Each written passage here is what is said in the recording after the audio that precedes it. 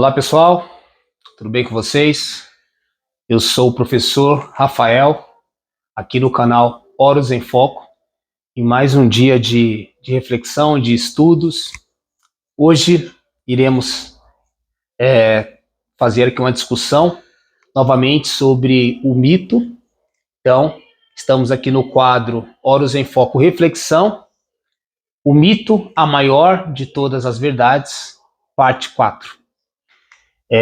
Antes de iniciar essa discussão e dar continuidade aos nossos estudos, gostaria novamente de pedir para vocês, sempre importante que você possa seguir, para você que está assistindo pela primeira vez aí o nosso vídeo, se você gostou, se você achou interessante, é bom você acompanhar também as nossas publicações nas redes sociais, então seja no Instagram, seja também no TikTok, Horus em Foco. Se você for seguir a nossa rede social no Facebook, Horus, só você digitar Horus que você vai encontrar a nossa página. E aqui no YouTube, Horus em Foco. Tá bom? Então é importante que você possa sempre curtir as nossas páginas, os nossos vídeos, compartilhar para que a gente possa cada vez mais crescer, evoluir com as nossas publicações. Então, conto com vocês. Hoje vamos retomar aí o quadro, ou o tema do mito como a maior de todas as verdades, e eu vou iniciar essa reflexão citando aqui um pouco o mitólogo, um grande estudioso dos mitos, que é o Joseph Campbell. Ele é um pesquisador norte-americano. E aqui eu vou ler um comentário que eu encontrei aqui num site que eu achei interessante. O site é Hoje em Dia, tá? E aí aqui o autor que faz aqui o texto, que é o Jorge Miklos, ele coloca uma leitura sobre uma das ideias que o Joseph Campbell pensa sobre os mitos. Eu vou partir dessa reflexão, é coisa rápida, para depois voltar à Bíblia, que é o nosso mito, ou é o mito que estamos estudando nesse momento, para a gente continuar os nossos estudos. Então ele coloca aqui, o seguinte: o mitólogo Joseph Campbell esclareceu que as narrativas míticas são formas metafóricas, alegóricas, criadas pelos nossos ancestrais. Por meio dos mitos, os povos primevos procuravam explicar a causa primeira e o sentido da existência humana. Os seres humanos são criaturas mitificadoras. Criamos narrativas míticas para demonstrar autoconhecimento e dar sentido à vida. O mito é um espelho das nossas angústias e das nossas utopias. O que eu achei interessante nessa primeira abordagem, nessas ideias do Joseph Campbell, é que ele traz a questão, primeiro, entender que os mitos são formas metafóricas, alegóricas e que são criadas pelos nossos ancestrais. É bom entender que os nossos ancestrais, que foram aqueles que compilaram muitos saberes de tradições dos seus antepassados, e aí teve esses escritores, mitólogos, que chegaram a confeccionar um texto, e aí eles colocam essa sabedoria, reúne num texto vários saberes, tá bom? Vários aprendizados, vários ensinos que foram transmitidos oralmente. Então existe alguém que faz essa síntese, essa amarração. Então não é só uma história alegórica, tipo uma fantasia, mas é um saber ancestral que ele é depois decodificado dentro de um poema, dentro de uma narrativa mitológica. Eu acho que esse é um ponto importante. E aí, o que esse mito tenta explicar, os mitos tentam explicar? O sentido da existência humana, ou a causa primeira. Por isso que é interessante a gente entender que quando a gente faz uma leitura ou interpretação do mito, a gente está lidando com coisas que muitas pessoas não só experimentaram, mas também conseguiram traduzir isso de uma forma poética, mas que ali não tem só uma fantasia para entreter as pessoas, mas tem ali um ensinamento, um conhecimento. Eu acho que esse é o ponto que nos leva a ter ali um aprendizado muito bom sobre os mitos. E aí ele continua. Então, o ser humano, a gente pode definir o ser humano como esse ser que dá sentido, tudo bem. O problema é que a gente, muitas vezes, se a gente não tiver um certo cuidado, parece que o sentido que o humano dá às coisas, o sentido que é atribuído, ele simplesmente não pertence àquela coisa, e eu até concordo com essa ideia, mas é importante a gente entender que dentro de uma vida prática, dentro de um ensinamento de vida, a partir dos sentidos que as gerações foram dando para a existência humana, aquele sentido vai te ajudar, muitas vezes, a resolver problemas do seu dia a dia, a entender certas questões que estão acontecendo na sua vida. Então, o ser humano ele é muito comunitário. Eu já falei aqui várias vezes que essa é a ideia de uma filosofia africana. Essa ideia de você se entender como coletivo. Tá? As tradições indígenas também vê dessa forma e estende essa coletividade não só para os humanos, para os grupos humanos, mas também para a natureza, para a sua relação com os animais. Então, os hinduístas também têm essa leitura mais abrangente. E dentro dessa coletividade, a gente precisa entender que esses saberes coletivos vai ajudar a minha vida individual, que nunca é totalmente individualizada, separada, distinta desse coletivo, desse meio, dessas relações interpessoais que nos transcende e que nos configuram como nós somos hoje. Nós somos resultado de todas essas confluências. Então a gente tem que ter uma visão mais holística, né, desse processo, ou seja, mais totalitária. E aí eu acho interessante. Depois ele termina falando assim: o mito é um espelho das nossas angústias e das nossas utopias. Ele é um espelho, enquanto ele manifesta fora de nós um sentimento, um desejo, mas também um aprendizado de pessoas que vieram antes de nós e que puderam trazer ali toda uma herança de um conhecimento, de um ensinamento que vai servir para a gente, se a gente conseguir entender bem esses ensinamentos, para a nossa vida prática nos dias de hoje. Vou citar aqui novamente agora diretamente o Joseph Campbell. Tem uma frase dele que é bem interessante, que vem de encontro com o que a gente está falando aqui, que é o seguinte: os mitos são sonhos públicos, os sonhos são mitos privados. Olha só que interessante. Os mitos são sonhos públicos, os sonhos são mitos privados. Dá para a gente fazer aqui uma reflexão muito, muito extensa, inclusive pensando na psicanálise freudiana, sobre essa questão dos sonhos. Mas o que é importante a gente entender aqui dessa ideia que os mitos são sonhos públicos? Eu acho que ele coloca sonhos no plural. E eu entendo que esses sonhos que se tornam públicos, ou seja, que é codificado ou decodificado ali nos mitos, exatamente esse sonho ancestral, de saberes ancestrais, de anseios ancestrais, que foi ali, de alguma forma, configurado nesse texto.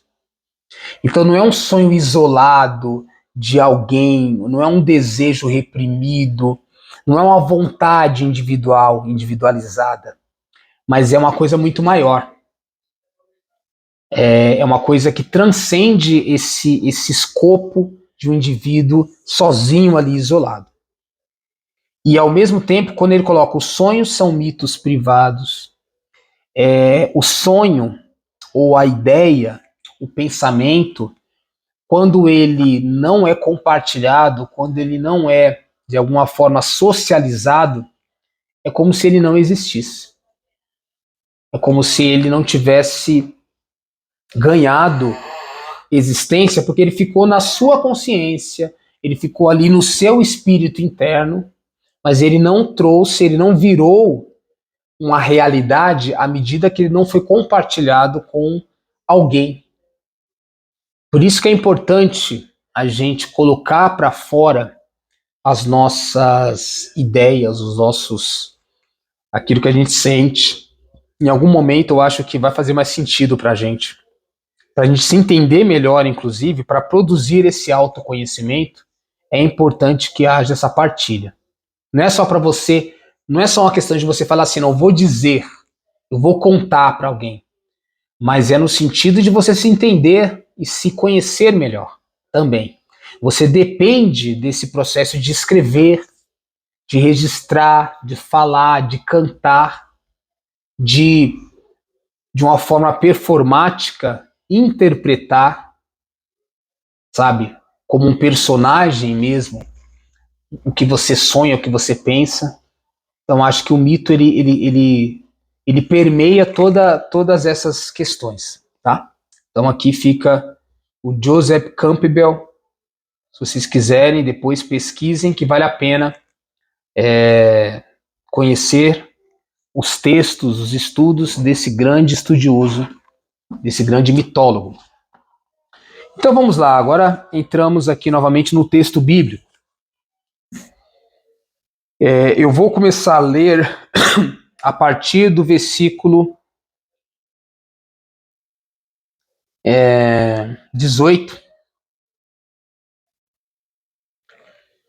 que eu estava lendo Gênesis, capítulo 2, e o último vídeo, eu falo a partir do versículo 4 e vou até o versículo 17. E aí agora eu vou partir do versículo 18. Só para você ficar contextualizado, aqui no versículo, ou melhor, aqui na leitura anterior, no texto, a partir do versículo 5 até o versículo 17, ele narra quando Deus faz o céu e a terra, ou melhor, ele narra que a partir da criação do céu e da terra, depois Deus vai criar o ser humano. E aí ele vai dizendo que antes da criação do humano, ele vai criar arbusto, ele vai criar ali o campo, a terra. Na verdade, a terra já tinha sido criada, mas ele vai começar a criar ali os vegetais. Ele começa a narrar, ele vai falar que veio a chuva, e aí o ser humano é aquele que vai começar a produzir ali a agricultura. Provavelmente também, depois, quando surgem os animais, toda a arte do pastor também vai surgindo, então a agricultura e a questão também do ser pastor, de você pastorear ali os animais, também vai acontecer nesse sentido. E aí ele vai desenvolvendo, ele fala do Jardim do Éden, esse homem criado, que ele vai narrar aqui a criação do homem, agora separado da criação da mulher. Esse homem é colocado no Jardim do Éden, então é dito aqui, e ele dá uma localização da onde seria o Jardim do Éden, só que foi uma coisa que eu não entrei, que eu acho que não é o nosso intuito aqui. E depois ele vai dizer talvez do alerta. Eu considero mais um alerta e não uma ordem expressamente, da forma que a gente entende como ordem aqui. Eu não vejo que a Bíblia está trazendo a ideia de um Deus mandatário, um Deus controlador. Eu acho que essas coisas são projeções humanas na figura de Deus. Mas que Deus alerta, ele mostra caminhos. Talvez a gente poderia falar assim, dependendo da forma que você entende, como que você lê os sinais dos tempos. Não precisa ser um Deus, se você não tem uma fé, uma ideia, uma crença, mas que a própria natureza, ela de alguma forma te dá alguns sinais. de como você deve agir. E aí, se você tiver sabedoria, perspicácia, percepção, você consegue captar essas informações, esses dados. E aí Deus dá um alerta para esse homem, falando que ele pode comer de todas as árvores que está no jardim, mas para ele não comer, ele fala assim, para ser mais preciso, que é o versículo 15: o Senhor Deus tomou o homem e o colocou no jardim do Éden para cultivar e guardar. Que eu expliquei muito bem esse sentido de cultivar e guardar, que não é esse mecanismo exploratório, destrutivo, consumista que se encontra no nosso modelo de sociedade. E aí ele fala: podes comer de todas as árvores do jardim, mas da árvore do conhecimento do bem e do mal não deves comer, porque no dia que deles comeres, com certeza morrerás. Então, ele faz uma proibição ao homem, ou ele faz um alerta, melhor dizendo, que ele não deve comer daquele fruto. E que com o conhecimento do bem e do mal, naturalmente viria a morte. É como se estivesse intrínseco. As pessoas, muitas vezes, entendem como que Deus pune o homem depois que ele come da árvore do conhecimento do bem e do mal. Eu vejo de uma forma diferente. Não é que Deus pune, é que, na verdade, Deus, lá no fundo, ele está alertando que, intrínseco ao ato de conhecer o bem e o mal, você vai ter consequências. A partir do momento que você dá determinados passos em direção várias, você vai ter consequências. E que muitas vezes, de certa forma, é um caminho sem volta, e nesse sentido é a morte. Então eu não consigo entender essa visão de que Deus pune, que Deus castiga o homem porque ele cometeu esse erro. Eu acho que o sentido mais profundo do mito é: determinadas ações que você fizer terão consequências. Sempre.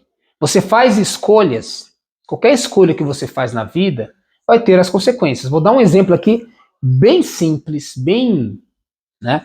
Se você um dia falar assim: eu tô em casa, tô cansado de ficar aqui desempregado, eu quero conhecer o mundo, eu quero trabalhar, sei lá, eu quero conquistar minhas coisas.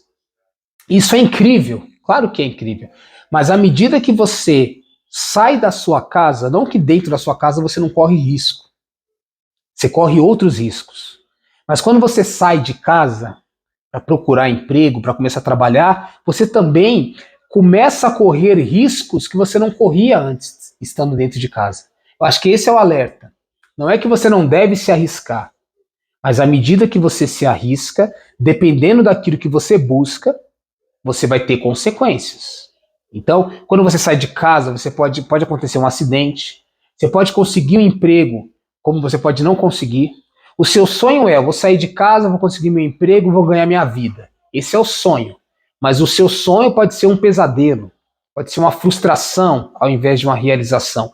Então, ao invés de você conseguir conquistar muitas coisas, ao contrário, você pode ter muitas frustrações, que é exatamente: ninguém te abriu a porta, ninguém te deu oportunidade. Aí de repente, não, tá bom, eu vou empreender. Você começa a empreender, só que o seu empreendimento não dá certo, as pessoas não compram o seu produto. Tá entendendo o que eu quero dizer? Então você correr riscos significa que, claro, se você não correr risco, você não conquista nada. Mas não significa que necessariamente quando você busca, quando você corre atrás, quando você procura, a vitória é uma certeza. Não é uma certeza.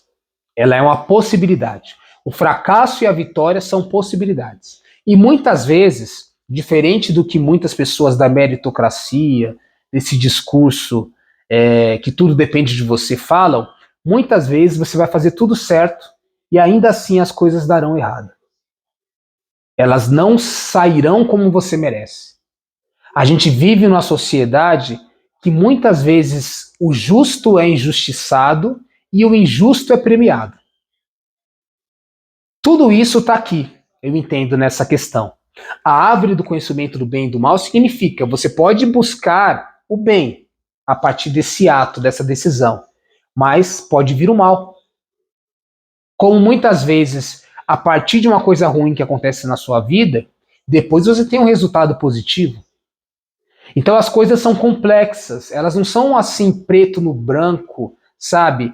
Elas não são assim tão pingo nos is ali como a gente imagina. As coisas são nebulosas, são místicas. A gente não tem resposta para tudo. Nem tudo está muito claro e evidente para nós. São apostas que a gente vai fazendo e pode vir um resultado positivo ou não. Se a gente fosse falar esses termos em categorias gregas, a gente pode falar tanto do devir, em categorias heraclitiana, ou até do Karl Marx, a gente pode falar também da dialética. O processo ele é dialético, tá? E a gente pode falar também da fortuna, ou da sorte. São termos também que eram utilizados pelos gregos. Depois Maquiavel também vai trazer e vai aplicar essas terminologias dentro da sua concepção do príncipe, que muitas vezes para ele conseguir determinados resultados positivos não depende só dele, mas de uma certa sorte, fortuna, que transcende ali as suas próprias escolhas. Então, só para dizer que nem tudo ou nunca tudo está em nossas mãos. Uma parcela do sucesso, do dar certo, como do dar errado, do fracasso, está em nossas mãos. Uma parcela, não a totalidade. Então esse é um ponto importante. E aí, vamos lá, versículo 18.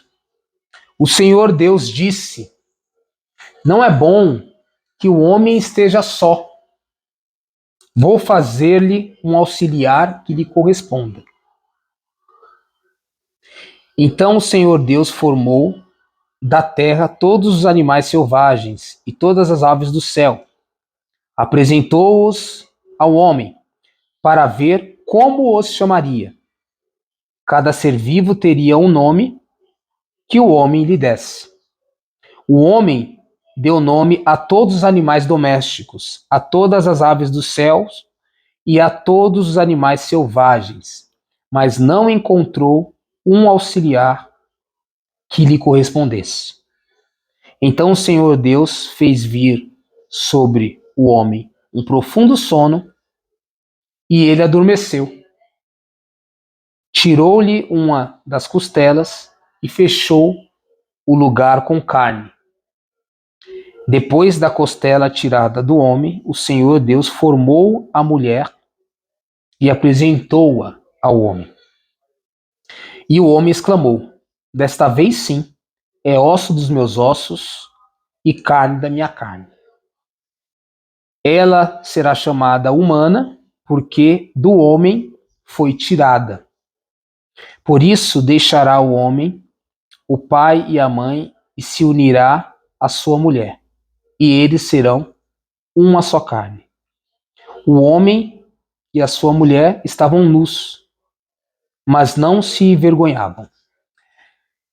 Então, essa é uma das passagens mais polêmicas, e aqui, novamente, eu não vou estar falando aqui no sentido religioso, doutrinário, de como algumas religiões católica, cristã, como o judaísmo muitas vezes entende. Eu vou estar flertando com essas interpretações, mas eu vou estar, acima de tudo, trazendo aqui uma interpretação mitológica, filosófica, poética do texto. Tá? Então, vamos lá. Primeiro ponto importante. Quando coloca aqui Deus, primeiro versículo aqui, que foi o 18 que eu li, ele entende que não é bom que o homem esteja só. Vou fazer-lhe um auxiliar que lhe corresponda. O que eu entendo com essa ideia que não é bom que o homem esteja só? Eu acho que o que está se colocando novamente é essa complexidade das relações humanas,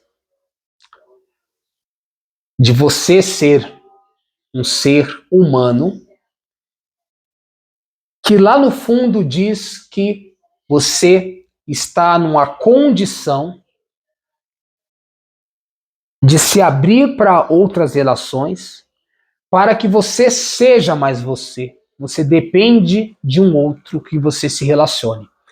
Eu já fiz toda essa abordagem aqui a partir do pensamento de Paul Ricoeur, dessa relação eu, tu, nós. Não vou detalhadamente entrar nisso novamente, para não ficar cansativo, mas você pode depois analisar nos vídeos anteriores eu trabalho um pouco essa ideia do Paul Ricoeur.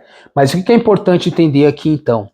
É nesse sentido que ele fala que a gente é completo não na autossuficiência, mas na multissuficiência. A gente depende do envolvimento, da troca, do mútuo conhecimento para que a gente também se conheça e se melhore e possa progredir. Provavelmente alguns, quem conhece de história aqui, já ouviu falar das irmãs, né, meninas lobos, Amala e Kamala, que enquanto elas viviam ali com os lobos, elas desenvolveram comportamentos de lobo. Viviam como se fossem lobas. E aí, depois elas foram encontradas e foram levadas ali para a comunidade humana, e aí que elas começaram a desenvolver hábitos humanos.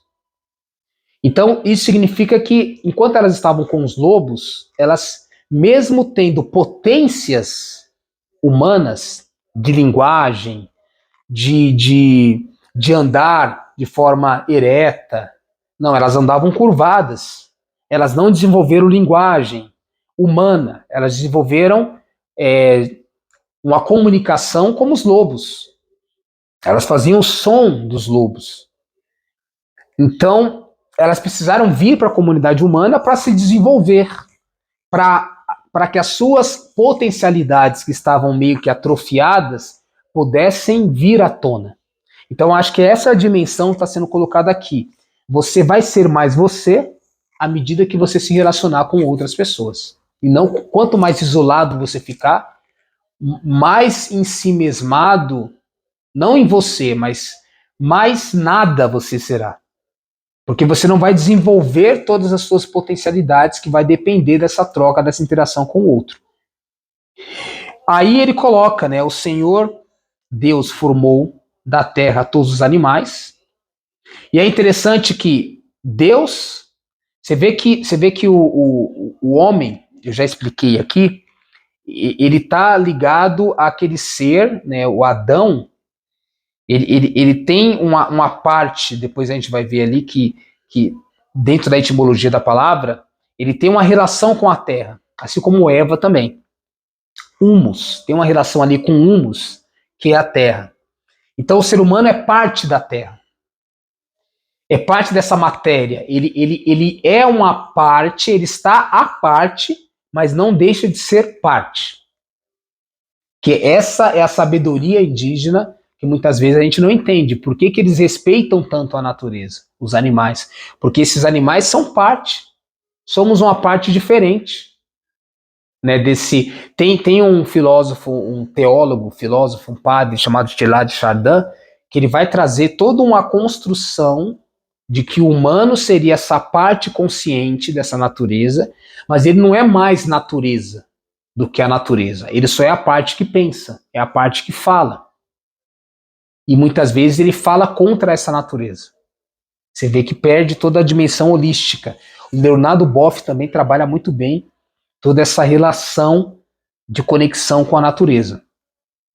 São Francisco de Assis também tinha essa conexão muito forte com a natureza, né? Então, ele coloca aqui, os animais também, eles são parte dessa terra. Deus formou da terra todos os animais. Então ele tem essa materialidade, a matéria que compõe o ser humano, as plantas, o ar, a água, todos os elementos, é como se fosse uma mesma, só que ela está distribuída, ela está ali quantificada, ela está ali estabelecida de uma forma diferente. Se a gente pegar os pré-socráticos, também tem os pensadores que vão trabalhar um pouco nessa ideia. O que muda ali é a proporção. Mas nós somos todos matéria, pó das estrelas.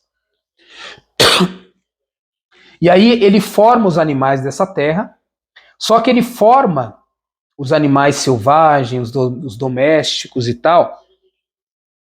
Mas quando ele coloca aqui que apresentou ao homem para ver como se chamaria, é o que a gente chama dentro da teologia de um processo de cocriação. Essa criação, ela é colaborativa. Seria errado dizer que Deus criou o mundo em 6 dias, mas ele, com o homem, ele cocriou o mundo. Deus é um ser, ele não é um ser, esse ser autoritário que as pessoas pintam.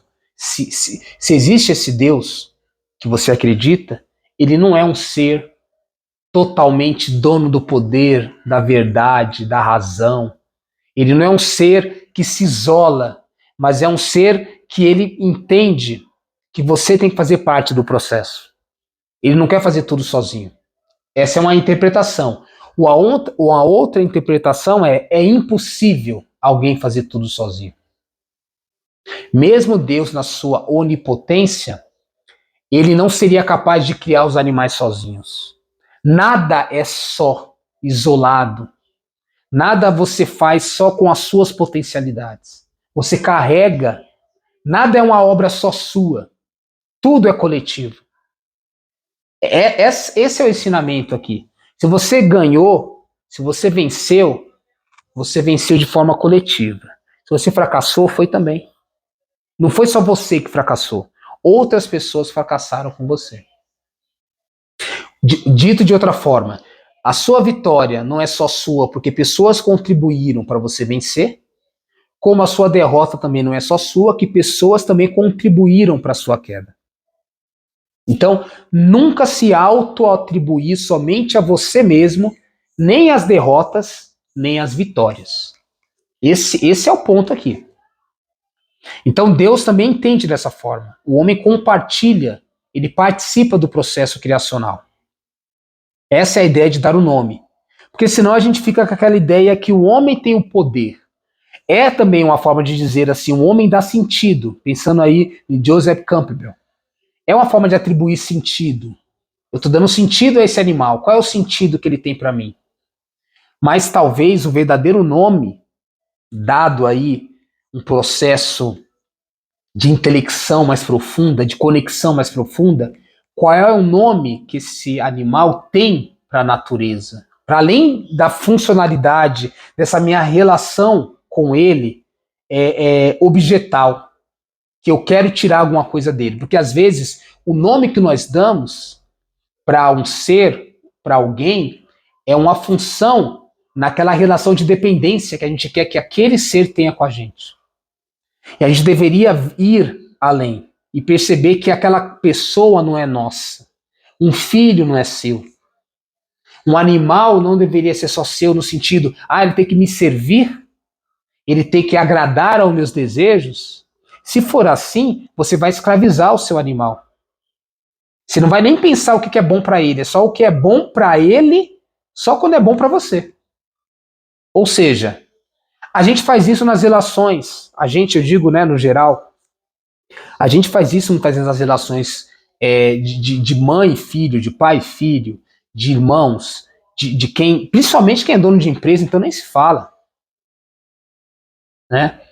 Mas às vezes também na relação de parceiros ali, de parceiros sexuais, de companheiros, de namorados e tal, você vê só o outro de uma forma instrumental.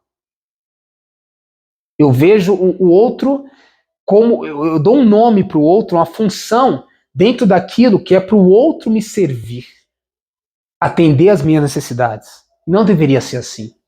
Deveríamos viver numa liberdade, e quando nessa liberdade pudermos estabelecer um vínculo, uma relação que é bom para ambos, não dentro de uma utilidade, dentro de um aspecto serviçal, mas de um aspecto espontâneo, para que as relações fluam naturalmente. Esse é o ensinamento aqui que o texto está colocando. Pode ser que muitas vezes você vai ler o texto e não vê isso. Eu vejo. Eu consigo ver essa sabedoria ancestral aqui, dentro desse aspecto, dentro dessas palavras. Que nem Deus é tão autossuficiente e onipotente que não precise também, de alguma forma, da colaboração do outro. Ele não pode abdicar dessa intervenção do outro, porque tudo é coletivo e comunitário. Senão a gente vira aquela coisa. O animal doméstico aqui, ele é domesticado para servir ao homem, o ser humano. Ele é adestrado para atender às necessidades do humano. Olha só como você é pequena. Os animais não são escravos do ser humano. Eles são animais, eles têm a sua função. Eles têm o seu papel independente do humano. A gente tem que parar de olhar o mundo de uma forma totalmente antropocêntrica. O homem está no centro. Essa ideia, ela é torpe, ela é doentia. Já nos acusa isso Ayrton Krenak, grande pensador indígena. Esse antropoceno, esse homem no centro, se tirar Deus do centro, teocentrismo, e colocar o homem no centro dessa forma doentia, é tão doentio quanto. A gente precisa ver o mundo de uma forma mais coletiva. Porque senão a gente destrói os animais, destrói a natureza, destrói os outros e se destrói.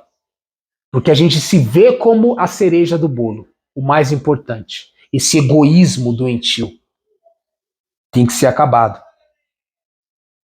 E aí, dentro dessa questão, ele continua, né? Quando ele coloca que o Deus fez vir ali um sono profundo sobre o homem, e depois tirou as costelas, colocou carne no lugar, e ali ele faz a mulher, eu acho que está implícito a ideia seguinte: o homem não era capaz de sozinho fazer aflorar as suas potencialidades mais profundas. Ele era incapaz de tirar dentro dele uma dimensão que desde o início já existia. Para mim, mesmo nessa parte que Deus cria o homem, primeiro e depois, entre aspas, tira a costela para formar a mulher, já está dizendo, a mulher já estava lá dentro do homem. Ela já existia. Eu prefiro pensar que o escritor da Bíblia, aqui, de uma forma diferente, ele está flertando com Platão quando ele escreve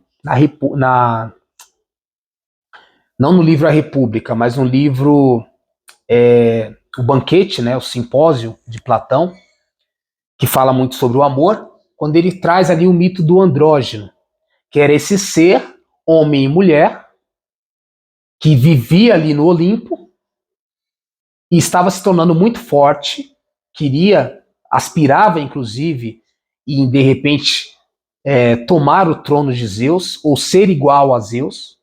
E aí Zeus corta esse ser andrógeno, homem e mulher, né? Andro, né, de antropos, homem, e genos, de mulher, corta e aí vira o homem e a mulher.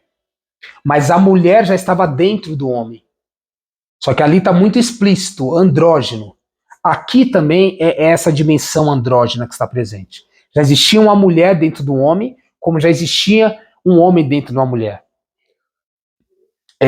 Em termos junguianos, ele vai falar de ânima e ânimos.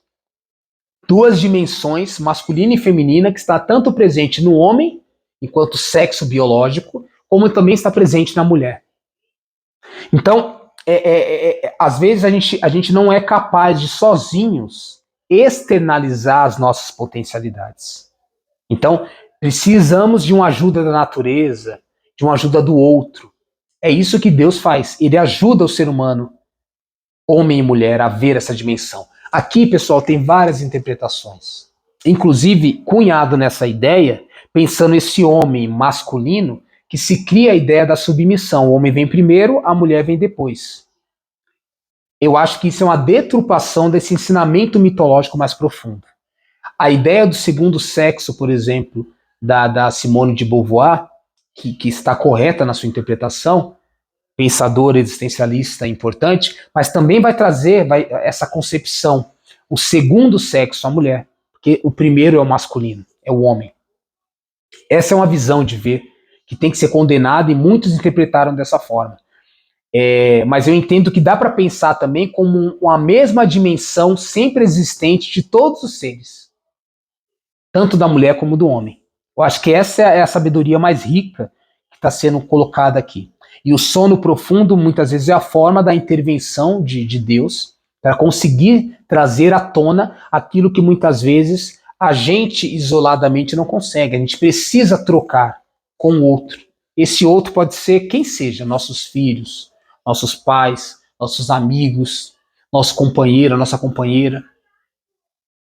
E muitas vezes na empresa não existe essa relação.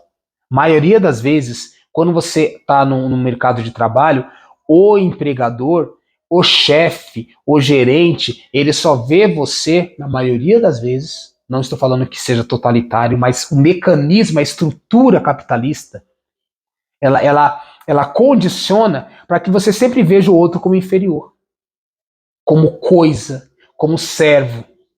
E é por isso que as relações humanas, muitas vezes, dentro dessa mesma lógica e mecanismo, são apodrecidas, são complexas, são doentes. Porque está tudo dentro do mesmo mecanismo, da mesma sujeira, né, dessas relações. O sistema capitalista perverte, corrompe os humanos, e aí esses humanos vão corrompendo as suas relações dentro de casa, as suas relações afetivas. Tudo fica adoecido. E aí, o homem reconhece, né, que é o versículo 22, desta vez sim, é osso dos meus ossos, é carne da minha carne.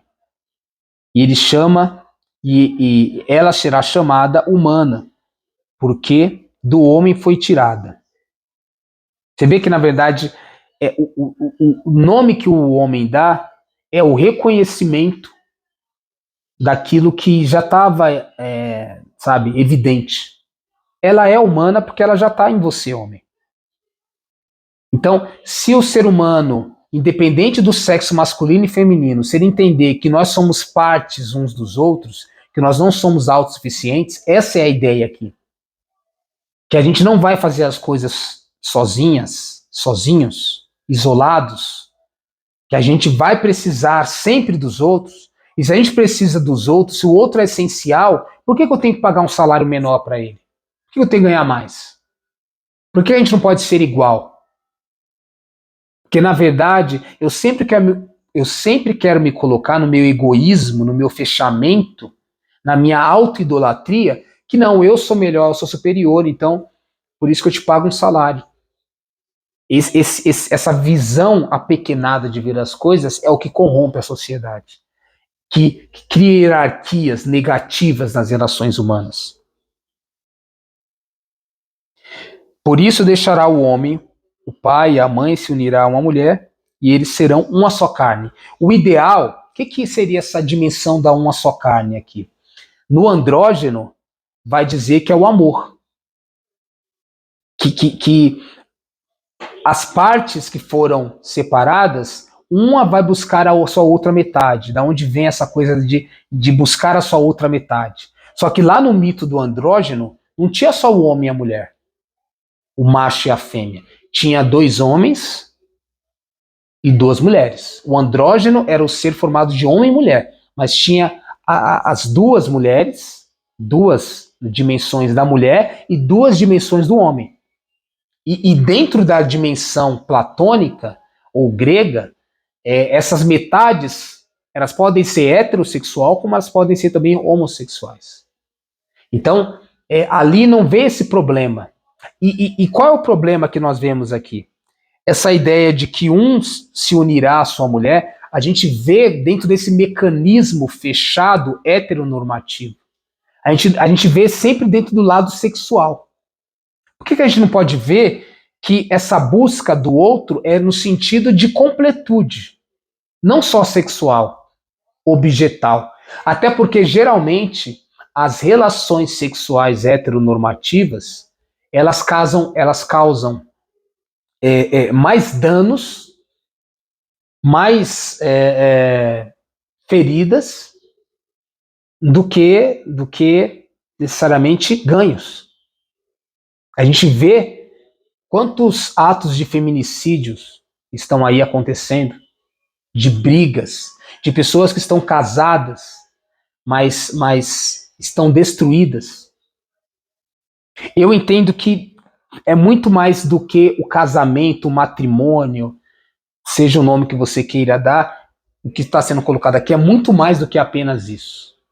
Mas é que, independente da forma da relação, 2 homens, 2 mulheres, um homem e uma mulher, não importa.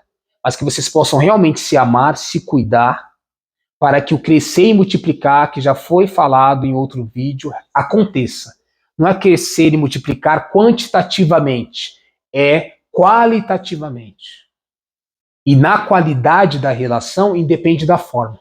O que vale é que haja o amor de fato. Não que haja a forma. Tem que ser homem e mulher para dar certo. Não, se fosse assim, o mundo estaria perfeito. Olha o lixo que está o mundo e a nossa sociedade. Porque independe da forma. Não é tem que ser homem, tem que ser mulher. Mas tem que ter cuidado, amor, respeito. E se não tiver isso, para que a gente não comece a se destruir, se separa. Cada um pro seu lado, tá tudo certo. Vamos viver ali uma amizade, uma relação saudável. Então, eu acho que esse é o ponto que está sendo colocado aqui. E para finalizar, o homem e a sua mulher estavam nus, mas não se envergonhavam. Aqui dá para colocar muitas interpretações, mas eu prefiro, eu acho que a palavra inocência pode ser pensada, mas não a inocência no sentido pejorativo. Mas eu acho que a vergonha da nudez, ela não deveria ser a verdadeira vergonha. A gente deveria ter vergonha de ações, de decisões tomadas que prejudicam o outro. E não se estamos nus. A verdadeira vergonha é quando existe a nudez do nosso caráter e a gente começa a perceber como que as suas intencionalidades eram ruins. Quando você se aproximou com aquela pessoa só pensando nela como objeto, pensando na utilidade que ela poderia te dar. Imagina se eu vou na casa de um amigo meu e ele abre as portas da casa dele para mim entrar, sentar na mesa com ele, comer, e de repente eu tô ali na casa dele olhando, sei lá, a televisão que ele tem, o carro que ele tem, eu sinto inveja da família que ele tem, e eu não tô ali porque nós somos amigos, porque eu gosto de estar ali da sua presença, da presença dele. Ou eu dei esse exemplo, de repente eu tô lá cobiçando as coisas que ele tem, e não ali porque nós somos amigos.